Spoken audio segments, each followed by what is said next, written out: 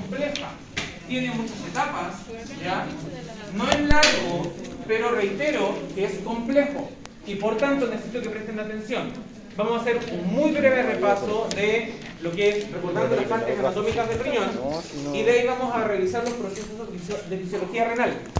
De todas maneras, para que lo tengan claro, yo lo voy a explicar simplificado, aunque a ustedes les va a parecer que van a querer pegarse un tiro, pero va a estar simplificado. A la hora de la prueba va a preguntar por funciones hormonales. ¿De qué? ¿Funciones hormonales relacionadas con la fisiología renal?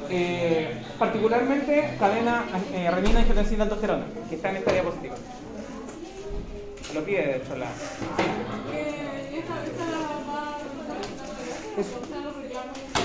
de ahí al final de la página me menciona si tiene algún reclamo, alguna queja, alguna discusión. Bien. A ver, dejamos la del medio nomás. Ahí. No, ahí creo que se llama. Vamos entonces. Primero, primer elemento de fisiología renal es entender el concepto general de diuresis. Diuresis hace referencia a la cantidad de orina que se produce. ¿Sí? Es el término genérico que utilizamos para hablar de la cantidad de orina que se produce. En los adultos, los valores de la diuresis están estandarizados. Y eso es bastante fácil de manejar porque como son valores estándar, no genera ningún conflicto.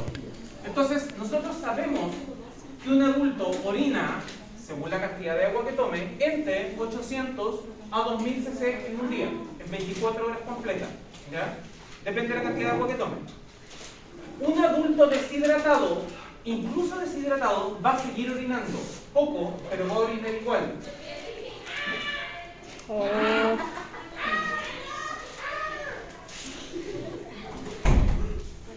Un adulto deshidratado no puede orinar menos de 400 ml. Y usted me va a decir, pero ¿cómo si la persona está deshidratada? Para que usted sepa, el cuerpo es capaz de fabricar agua. Eso se llama agua metabólica. Por eso sabemos que incluso un adulto deshidratado no puede orinar menos de 400 ml en un día completo, en 24 horas. Si orina menos de 400 ml en 24 horas, empezamos a hablar de oliguria. ¿Qué significaba la raíz oligo?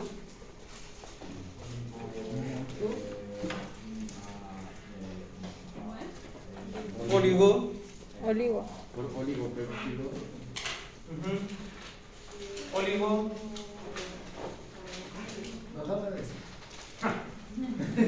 Un huevito. ¿Qué significaba oligo? Algunos pocos. Algunos pocos o poco. Y uria o uros es orinar. Entonces, oliguria es poca orina, literal. ¿Cómo se decía mucho? ¿Cómo? Pluro es una manera, pluri. O poli también. Y ahí tendríamos la poliuria. Cuando el paciente orina más de lo normal, más de 2000 cc en 24 horas.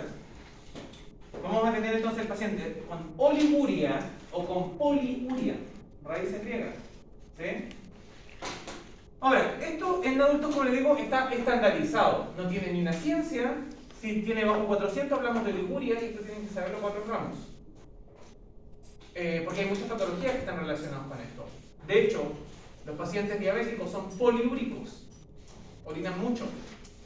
Los pacientes renales y hipertensos tienden a ser un poco oligúricos.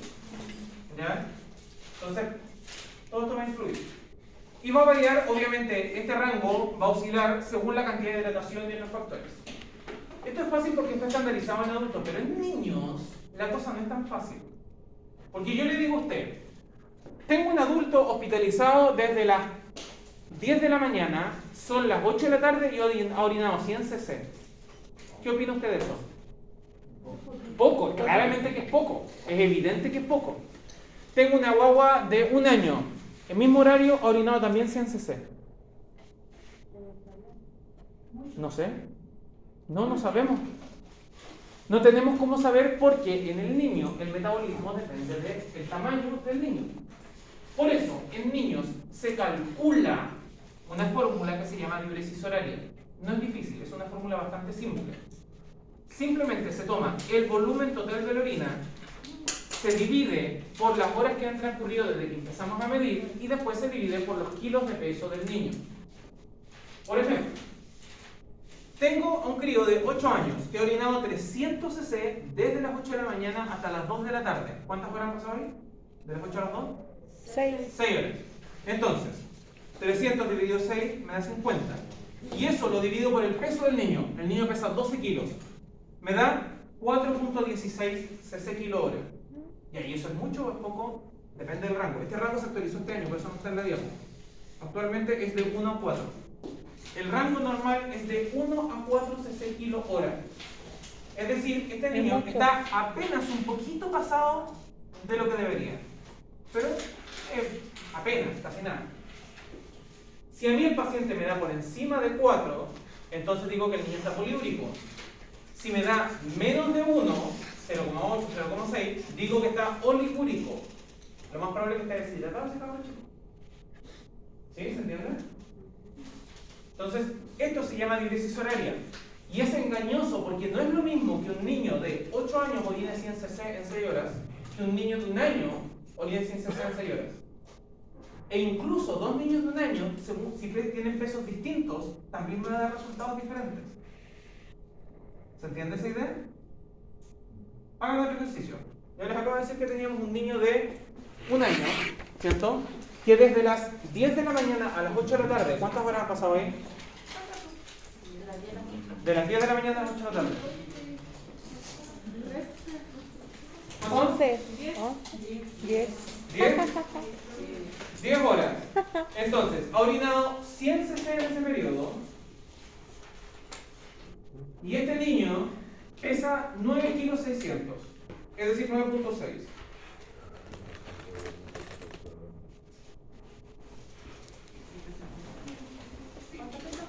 $9.6, 10 kilos 600.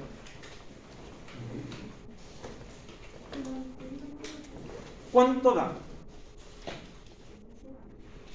Ha orinado 100 cc en un periodo de 10 horas, ¿cierto? 10. Y el niño pesa 9.6 kilos.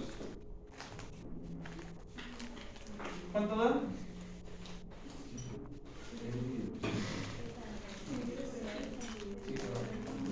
El volumen se divide por las horas y el resultado se divide por los kilos. Ni verga.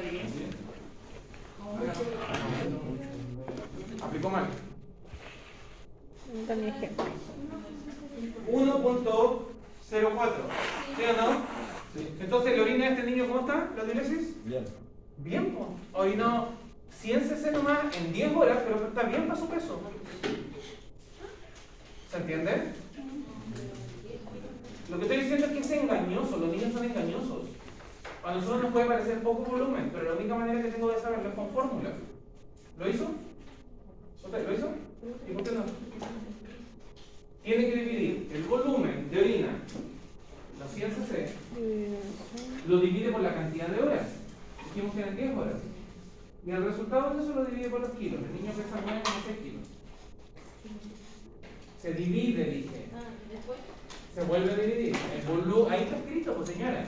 El volumen de orina se divide por las horas y el resultado se divide por los kilos.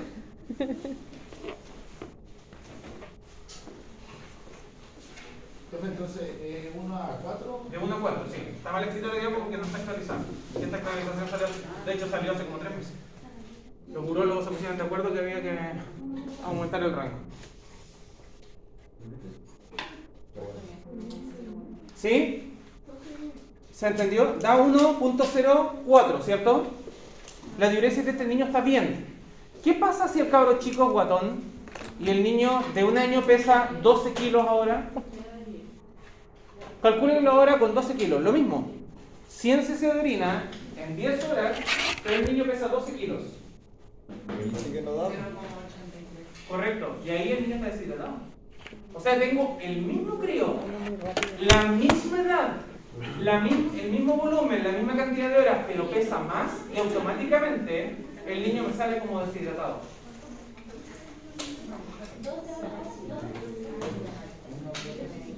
¿Sí? Eso es lo que yo quiero que entiendan con esto. Por si acaso, va a haber un ejercicio de esto en la prueba. Ay, Dios. Oye, es una fórmula súper fácil. Ya me lo esperaba, profesor. Por eso lo explicó. Todo se divide. Sí. Por eso nos dijo que se podía ocupar calculadora, ¿no? ¿Quedan 2 pruebas? Quedan 2 pruebas. Sí. Entonces, reitero, esta fórmula es sumamente simple de aplicar, pero es muy importante saber usarla. Y cuando tengan pediatría conmigo, el último semestre de hecho, ahí van a aplicarla, la vamos a volver a usar, porque de hecho en pediatría todo es fórmula, ahí se van a querer pegar un tiro. Pero ya a esa altura espero que estén un poco más acostumbrados. ¿Ya? En niños todo se calcula por kilos, todo, hasta el suelo, hasta la leche. Para preparar las leches hay que calcularlo por el peso, pero eso lo vamos a retomar después en pediatría. Por ahora solo estamos centrando en la fisiología renal y eso tenía sentido. Bien. Pequeño recordatorio de lo que ya vimos de estructura renal antes de la prueba. Dijimos que el riñón tenía forma de poroto, un polo superior, un polo inferior, la curva interna con forma de hilio por donde entran las arterias, la arteria en realidad renal, por donde sale la vena renal, donde sale también la pelvis renal y van a ver vasos linfáticos y nervios en esta zona.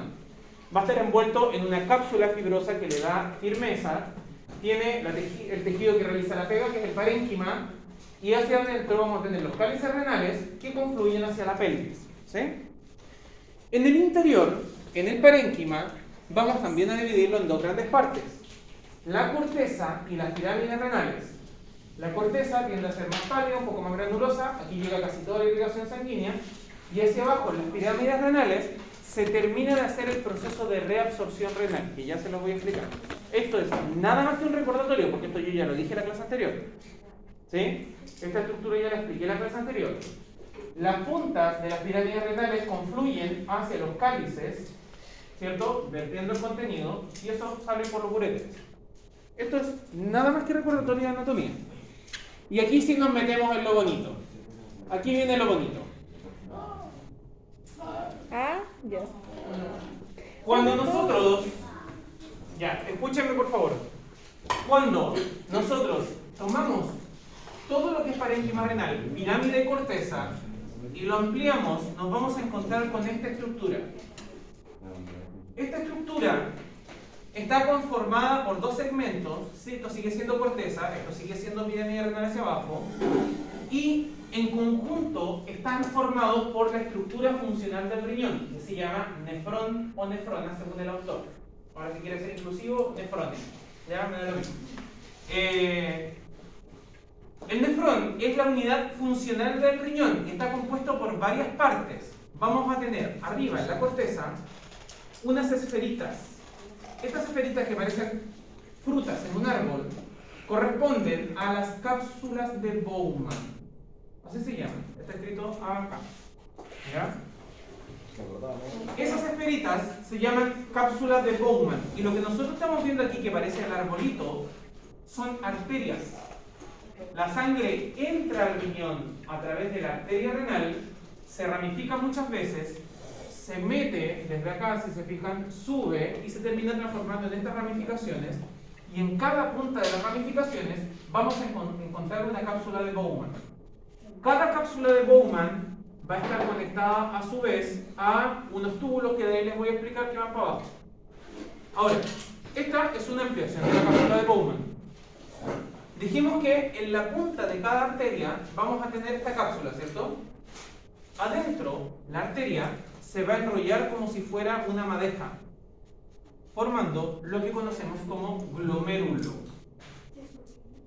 La cápsula de Bowman, por tanto, envuelve el glomérulo.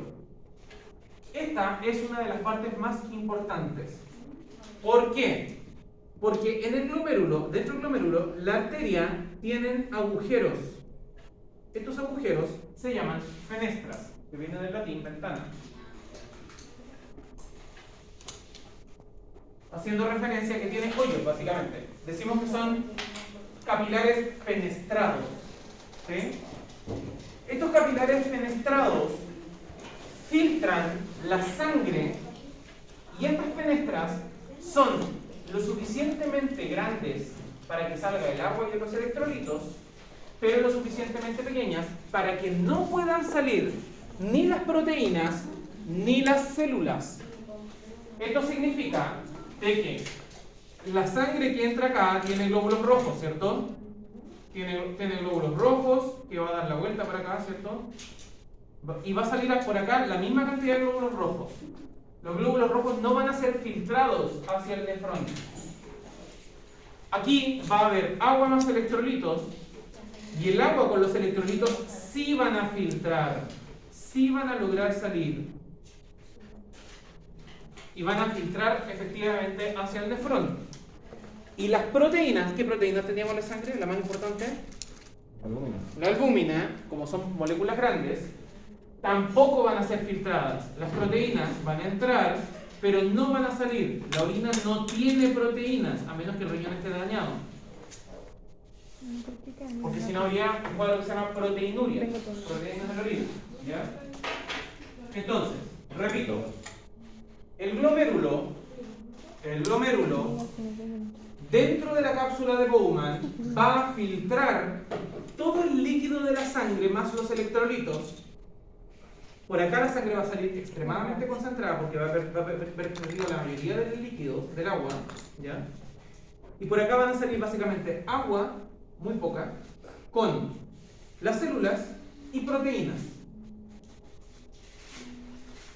Esto se llama hiperfiltrado o filtrado glomerular. Es un filtrado altamente concentrado, pero es un volumen monstruoso. Nosotros sabemos de que en un adulto se filtran entre 115 hasta 125 ml por minuto. Implica que por hora se filtran aproximadamente, entre los dos riñones, 7,5 litros de filtrado glomerular, que podría terminar convirtiéndose en orina. Nosotros orinamos 7,5 litros por hora. De hecho, eso es más líquido de la cantidad de sangre que tenemos. Si nosotros orináramos esta cantidad, literal, te morís de una meada. Sí, porque pierdes todo el volumen. Si el volumen sanguíneo de un adulto son entre 5 a 6 litros, los riñones están filtrando más volumen que la cantidad de sangre disponible. ¿Cómo es posible eso? Básicamente, porque ese volumen se tiene que reabsorber. Y lo que se termina eliminando es la mínima cantidad. ¿Sí?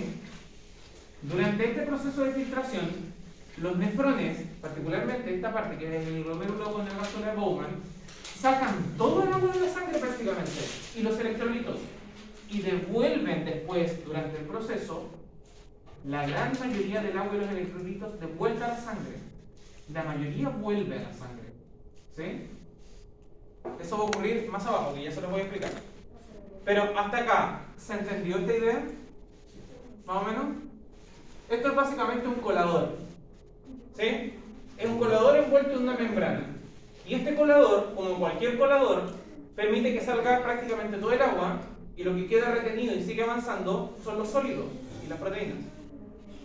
¿Sí? Bien. Hacia abajo...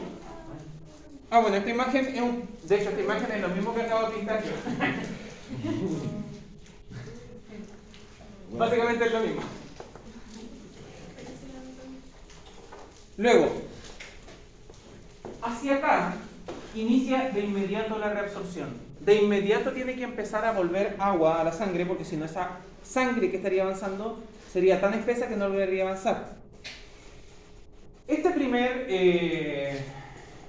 segmento, ¿ya? Este primer segmento que reabsorbe se llama túbulo contorneado proximal. ¿Por qué se llama así? Túbulo porque tiene forma de tubo, una cosa que a nadie se le podría ocurrir, impresionante. Contorneado porque está todo torcido, si se fijan. Y proximal porque está cerca de la cápsula de Bowman. Todo lo que es proximal es que está cerca, y distal es porque está lejos. Acuérdense de las disposiciones anatómicas. Hablábamos de proximal hacia la línea media y distal hacia afuera. ¿Se acuerdan? Misma cuestión. Desde la cápsula de Bowman, lo que está proximal es esto. Entonces decimos túbulo contorneado proximal. El túbulo contorneado proximal tiene una pared con capacidad de reabsorción brutal, muy, muy grande. Lo que hace esta pared es capturar el sodio. Hacia acá salió agua más sodio. Cuando yo capturo sodio, atraigo agua. Entonces, como estas paredes capturan sodio, capturan a su vez agua. de forma pasiva, ¿ya? Por osmosis pasiva. De hecho, se llama por difusión pasiva. Entonces, reabsorben, mira, si se fijan, acá hay una vena que pasa por atrás, ¿correcto? Entonces el túbulo contorneado proximal va a reabsorber sodio más agua hacia la vena. Va a devolver el líquido hacia el torrente sanguíneo. Y eso lo va a hacer el túbulo contorneado proximal en forma muy masiva, en conjunto con una zona que baja. Entendamos que todo esto hacia arriba estaba por encima de la pirámide y esto está por debajo de la pirámide. ¿Ya? Si ustedes se fijan, acá hay un tubo que baja y después otro que sube. ¿Saben cómo se llama cuando un tubo da una vuelta? Asa. Por ejemplo, cuando una vuelta del intestino se llama un asa intestinal. ¿Cómo? Sí, de hecho, como la asa de la trompeta también. Y por tanto vamos a hablar del asa del viejo que la descubrió, asa de Hendle. El asa de Hendle tiene un túbulo descendente y un túbulo ascendente. Qué cosa tan impresionante. En el túbulo descendente sigue ocurriendo lo mismo que en el contorneado proximal. Se sigue reabsorbiendo mucha hacia la sangre, agua y sodio. Seguimos devolviendo el exceso de agua y sodio que habíamos filtrado. ¿Ya? Seguimos volviendo hacia el torrente sanguíneo el agua y el sodio filtrado. Pero en el túbulo ascendente, la pared del túbulo ascendente es distinta y solo permite reabsorber sodio y no permite la salida de agua.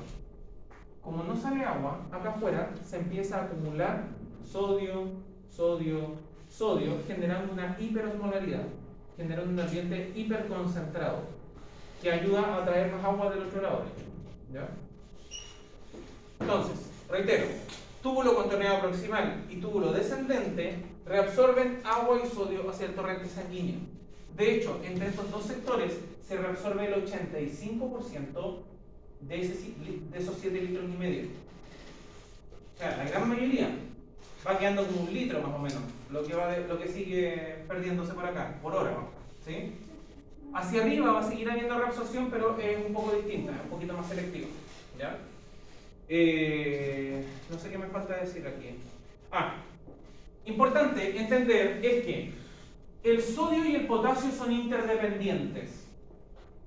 ¿Ya? De hecho hay un meme por ahí de Dr. House donde sale abriendo la puerta y dice, si me permite pasar, paso.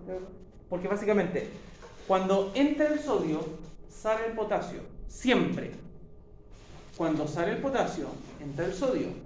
Si yo estoy diciendo que en el asa ascendente sale sodio, automáticamente entra potasio. ¿Sí? En esta zona se tiende a perder potasio. Generalmente el riñón tiende a guardar bastante el potasio y a perder mucho sodio. ¿Ya? Solemos botar mucho sodio y a retener potasio. Eso se lo dije cuando les explicaba que los pacientes renales tenían calambre, ¿se acuerdan? Pero hay un poco de pérdida de potasio justo acá, en el asa ascendente. ¿Ya? Eso.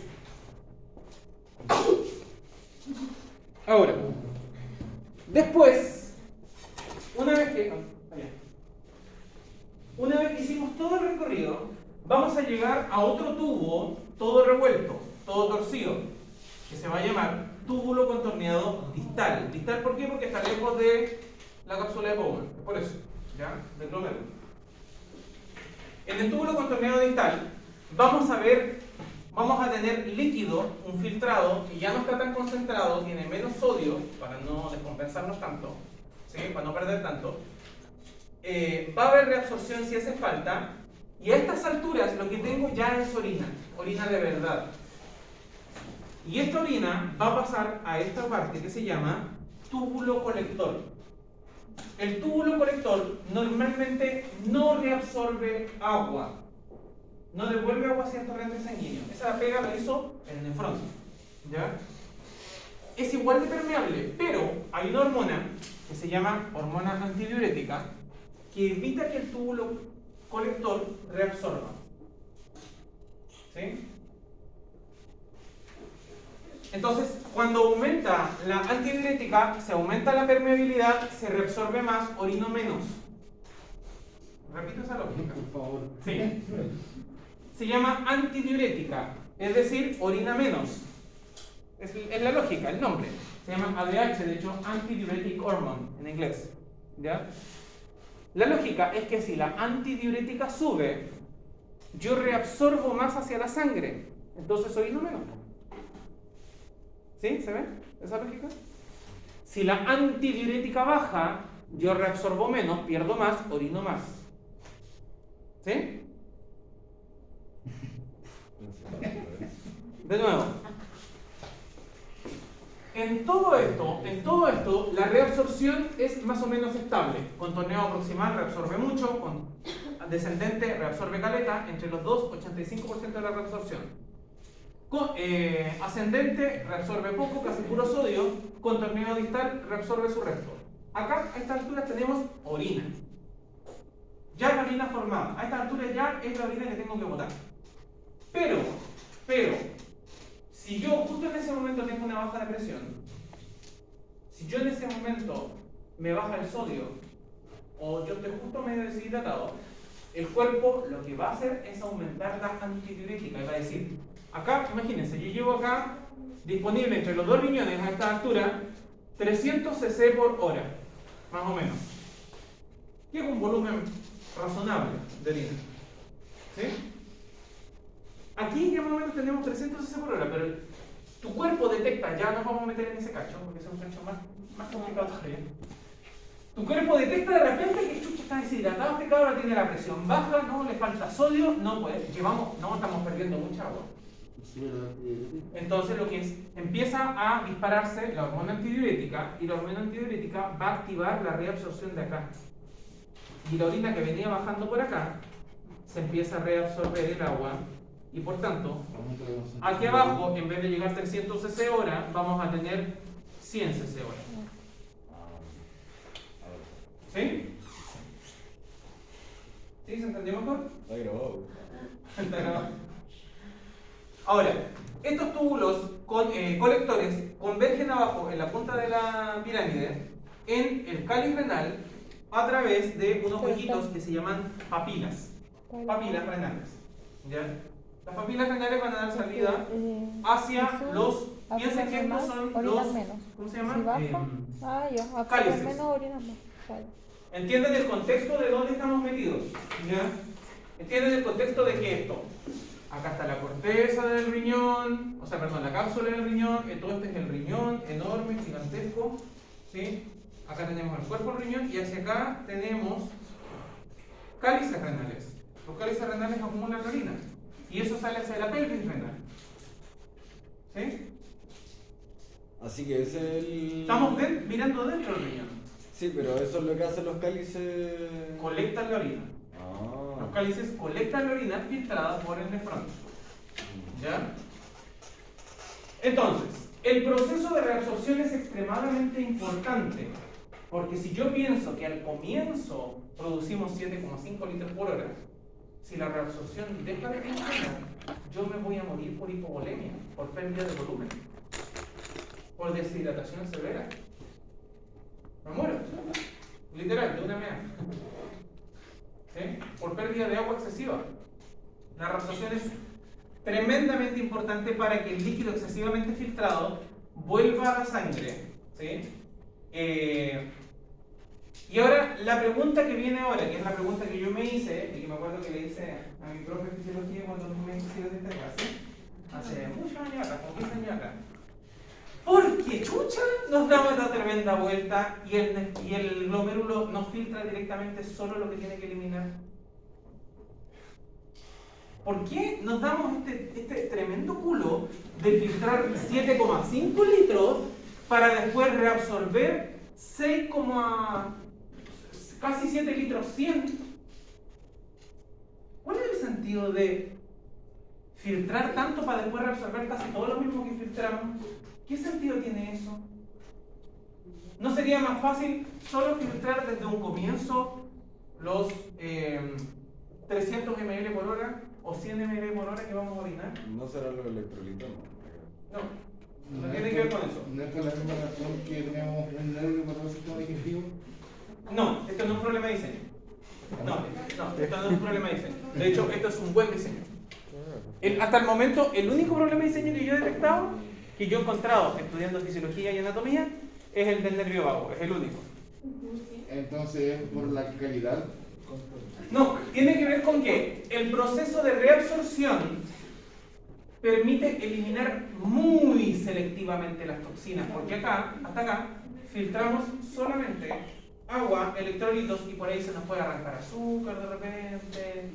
Y hay toxinas que necesitamos eliminar, que si nosotros tratáramos de botar por acá, dañarían el nefrón y el riñón se empezaría a echar a perder antes. Además, este proceso tan largo permite que si el riñón a mitad de camino detecta que tengo un problema de presión, de hidratación o de electrolitos, puede reabsorber más.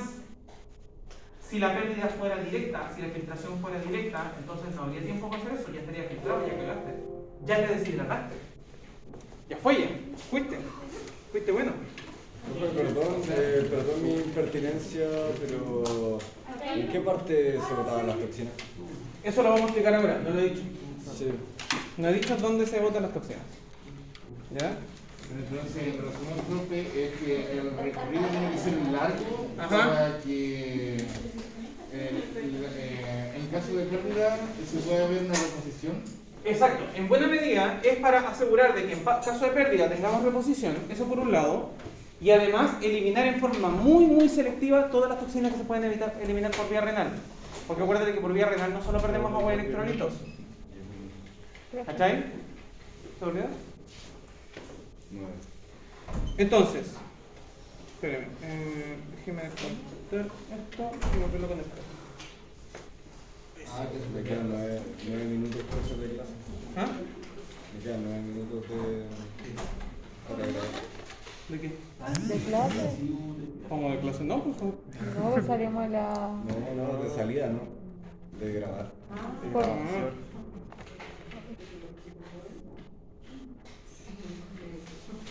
Entonces, darnos toda esta tremenda vuelta sirve fundamentalmente para asegurar el proceso de reabsorción en forma muy selectiva y muy fina. Para eso sirve. Porque de lo contrario, la filtración sería tan rápida que si tuviéramos que corregir no alcanzaríamos. ¿Ya? Y de hecho, esto lo vamos a ver en detalle después. Ahora, usted me preguntará, pero profe, que yo voy a hacer TENS, porque me lo han dicho. Ah, ¿y chucha quiere saber todo esto? Bueno, ahora le voy a explicar por qué chucha quiere saber todo. Resulta de que hay medicamentos que se llaman diuréticos, ¿cierto? Que producen el aumento de la diuresis. Y los diuréticos se clasifican, lo vamos a ver de hecho en farmacología. Esto lo vamos a volver a ver en farmacología. ¿Cuántos tenemos con usted, profe? ¿Ah? ¿Cuántos ramos tenemos con usted? Todos. Por un ramo por semestre. Ah, qué bacán. O sea, lo vamos a ver los 2 años. Sí, y de hecho superviso práctico profesional también. Ah, Como 5 años que no. después recuperando. Claro. Entonces, los diuréticos se clasifican por función. Y por ejemplo, la furosemida, que es un diurético muy común, muy conocido, es un diurético de asa. ¿A dónde actúa? En el asa de Henle. Por eso se llama diurético de asa. Si usted no entiende esto, jamás va a entender por qué la furosemida obliga a que el asa no reabsorba y pierda más agua. Si yo le digo, por ejemplo, los tiazídicos que tienen efecto sobre el túbulo colector, jamás va a entender de que, claro, los tiazídicos disminuyen la antidiurética obligando al túbulo colector a perder más agua en vez de reabsorberla.